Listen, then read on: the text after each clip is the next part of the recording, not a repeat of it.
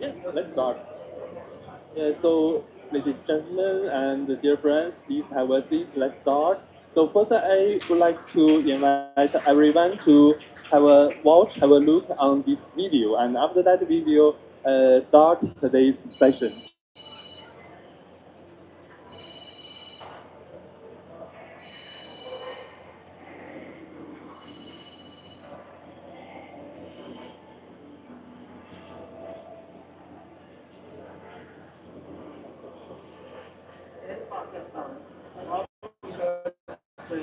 High electricity costs have been a daily struggle for families and farmers.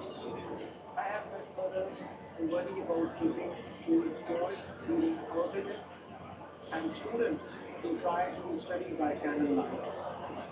Farmers cannot afford reliable energy for irrigation or processing.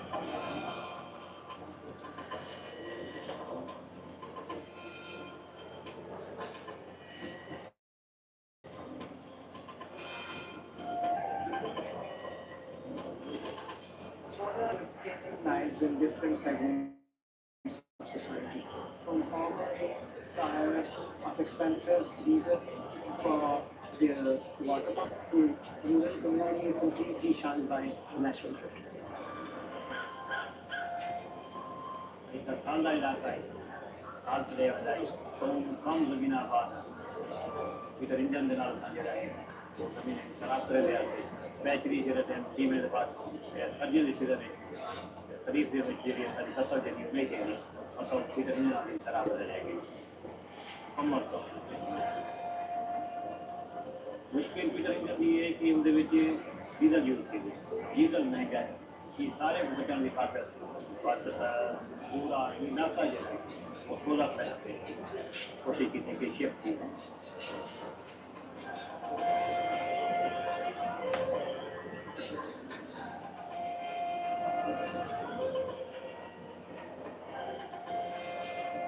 At Universe, we have been working to share data, advocate for safe policies like net metering and raise awareness so that solar reaches not just the wealthy but also middle and lower income communities.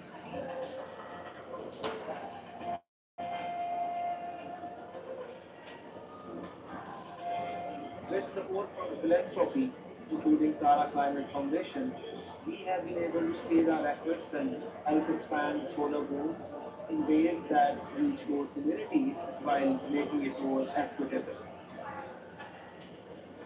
मेरी मेरी ग्राम बेटे अरे जाइन में पार गए साल दिन माना पहला ही नहीं करे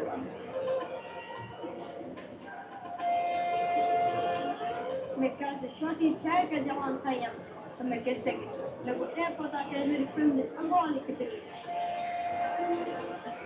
मतलब मतलब बिजली काम पैदा करते हैं मुझे आज भी चली जाते हैं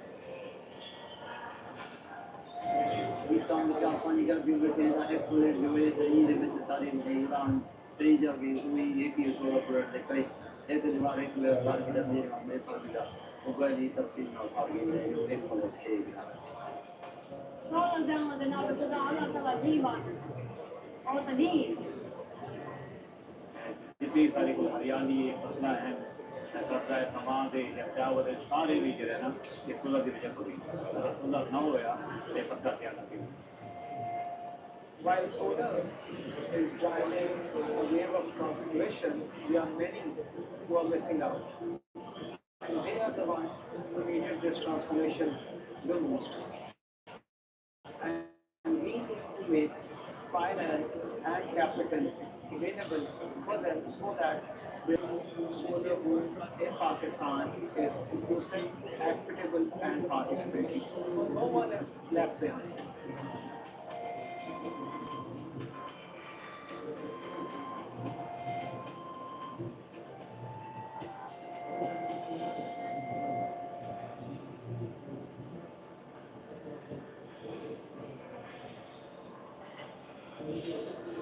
Okay, thank you very much. I like this video pretty much. And I think just like what it showed, together we can brighten our future much more, right? So let's start about today's session. And first of all, I want to introduce myself a little bit. I'm Jasper Hao Ranzhang, come from China, the Green Finance Forum of CCP, think tank focusing on climate finance in China, based in Shanghai.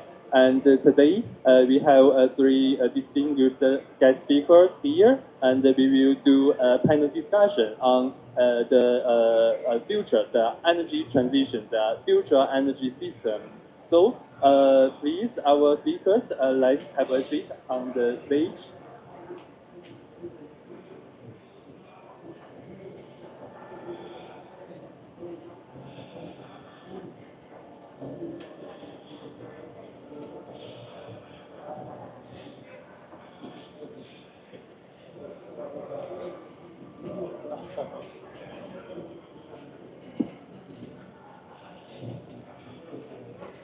Yeah, thank you. First of all, I want to thank you, the World Green Economy Organization, to host us here in this really amazing pavilion. And also today's session co-hosted by Renewable First, a think tank in Pakistan. I think all of us, we know Renewable First really well because we have watched the video, right? And also the event co-hosted by the World Wind Energy Association. So we all know that the solar and wind energy continue to lead the global shift towards the clean power, accounting for more than 96% of all new renewables added in the 2024, right? So to start with our panel discussion, I would like to firstly introduce our panelists today. We have Bazit from Renewable First, and I will skip the introduction of you because all of you, we all very familiar with you. And also we have Wilma. He is from the Amber, and he is the Latin American energy analyst at Amber. So his work has been focused on the expanding access to sustainable energy in isolated areas, which is super important, and encouraging the renewable energy use and designing energy efficiency policies and initiatives, and promoting the decarbonization of the urban energy demand. We also have the Shantanu, who leads the Sustainable Finance and Climate Risk Initiatives at the IEEFA South Asia. His core focus is to support the development of a robust sustainable finance ecosystem in South Asia. So again, welcome to our panel today. The title of this session is regarding the building the energy system of the future, and we are going to have a discussion on the bottom-up approaches in the global south. Here is the agenda. We are going to have the panel, I would say that in a 3 round. And the first round, we will have a focus on the opportunities and the challenges And then in the second round, we are going to move to the finance and policy a little bit. And finally, we are going to looking forward to see the pathways and the best practices for the global south. Okay, so to warm up, firstly, let's start with some keywords on this topic. So in each of your regions, which you are focusing, what is the single biggest opportunity for advancing the sustainable energy transition right now? And conversely, what is the most critical barriers? So first, let's start with Fazil. Yeah, thank you so much, Aaron, and it's great to share this important topic at hand at this important space that we are gathered together. In terms of Pakistan, I think we have had, as we were just seeing in a documentary before, we have had somewhat of a transformational experience in past 2 years. So let me just give a bit of a context, and then I can jump onto the opportunities and challenges. So back in 2023, we had about less than 5% solar and wind into the grid, and we were primarily overfilled with large thermal, coal, oil, and gas fleet. And we had a big portion of hydro, but we had like a major thermal portion. Up until 2023, we saw that three things happened, which changed the whole landscape of the power sector in Pakistan. Firstly, we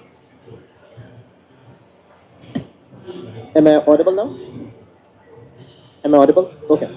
So there are three things that happened. Firstly, we see that we were in Pakistan. We were had fiscal issues, and we were going into the IMF. So we had a lot of tariff rationalization happening at a grid level.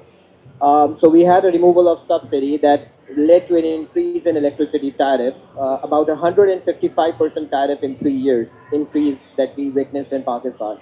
So that primarily was the driving factor for people actually looking towards alternative sources. The second thing that happened was, thanks to China at a backyard, we saw really crashing down of the solar PV panel pricing in 2023 due to the whole supply glut situation. So that was, something that people were looking for alternative sources, and their solar was very cheap. And the third thing was, we had like some really lucrative policies from the government side, whether that includes the tax-free imports of solar PV panels, or whether that includes the net metering policy, which was very lucrative. So together, these three things, led to a great increase in the solar deployment, into the country. We were importing 1 gigawatt every year, and here comes 2023, we are importing 16 gigawatts in a year. Then the next year, we are importing 17 gigawatts. So we ended up, in past 10 years, importing more solar panels than the total capacity that is available, deployed, or installed capacity on the grid. So that was something really transformational at the pace at which it happened. And this was not something that was envisioned in a generation capacity expansion plan or some policy targets that were put on by the government.